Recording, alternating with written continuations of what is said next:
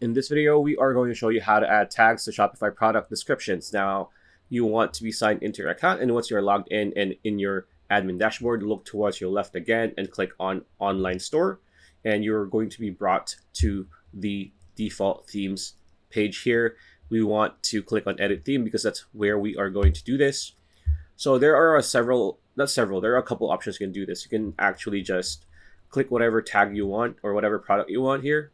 And under these, you can just add, a block, right? You can add a block under product and say tab, right? And you see nothing is showing up, right? You can just actually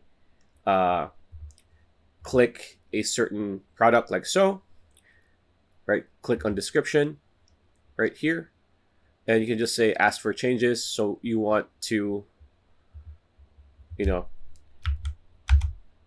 please add a tag under this block. Press enter. It's just going to add a block here. So that's one of the options where you can do it, and it's making changes.